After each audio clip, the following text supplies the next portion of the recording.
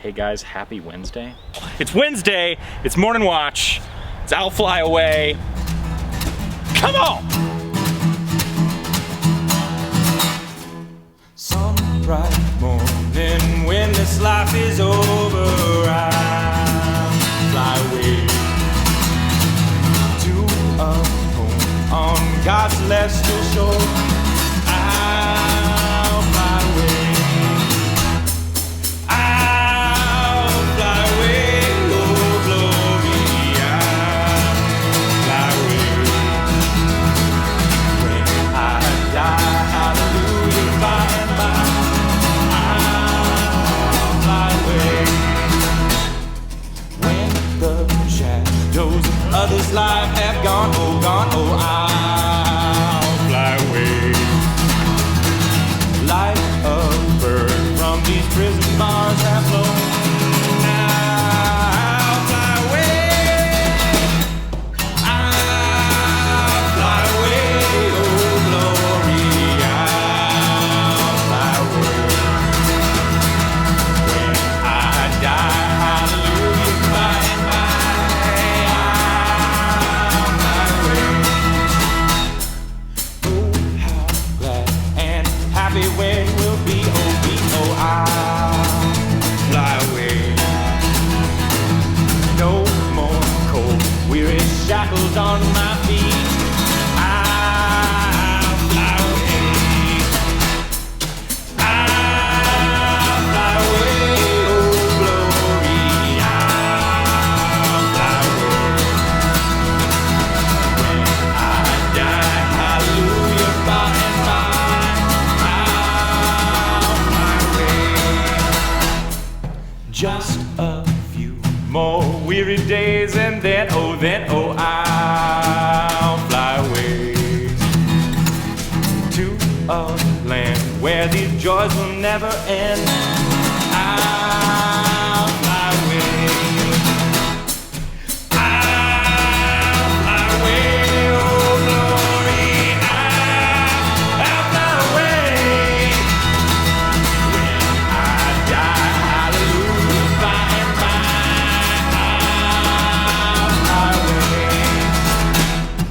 I'll fly away, oh glory. I'll fly away. When I die, hallelujah, by and by, I'll fly away.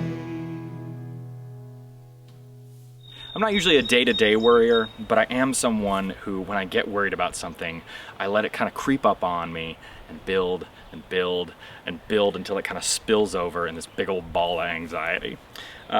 Nothing exemplifies this more than the time that my wife and I were in Scotland. We were going over to the UK for a friend of mine's wedding, and we thought, okay, we'll drive around Scotland. We'd never been in Scotland before, and so we're driving around and we see all these beautiful mountains and valleys and islands. And we went to this one place called the Isle of Mull, and there's no bridges to this island. You have to take a ferry to get there. So we take the ferry in, and we spend the night, and we have all these plans for the next day. And I couldn't tell you what those plans were, because the night before I became so worried that we were gonna miss that next ferry, the one we had to catch out, that then we were gonna miss our next ferry, and then the next ferry, and then the next one, and then we'd completely miss the wedding. So all day I was just focused on this worry. I don't even know what we did, and I know we skipped one or two of the things because I was so worried about it that I just knew we had to get there early. The Bible talks a lot about worry, and it does it in an interesting way.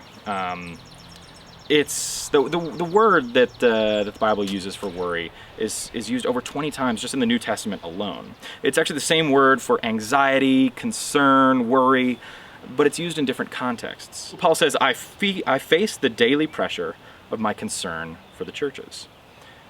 Then in Philippians 4, he says, do not be anxious for anything. It's the same word both times. He says, I feel concern, and then later on he says, don't feel concern. The difference is that context.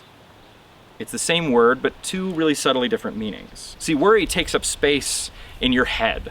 And this isn't necessarily a bad thing. Like when I'm taking my dog Lucy out for a walk, I'm worried she's gonna eat something that she shouldn't eat. And so I'm always watching her, making sure that she's not getting into trouble. Then of course there's ferry worry, the kind of worry that takes over your whole day or your whole week, and you just can't focus on anything else. So Peter says, cast all your anxiety on God because he cares for you. It's that same word again. Anxiety, concern, worry. But this alone, like, that's just saying, well, just don't be worried. Just give it all to God, and just it'll be fine. That's so hard to do. It's said in just such this short little phrase. And it's so hard to do. You're still gonna have some ferry worry in your life. There's still gonna be days where you're overwhelmed, and this call to not worry, it's not a condemnation of weakness when there is worry in your life. It's good news. It's a reminder to lean on Jesus, the solid rock, for when the worry sneaks in and takes over all your mental energy. So if the worry's creeping up on you now, maybe it's worries about quarantine or illness. Maybe it's worries about grades. Maybe it's worries about catching the right boat at the right time. Whatever it is, when it happens, take a moment, remember that it's okay to feel that way, and lean on something solid while you catch your breath. Be well.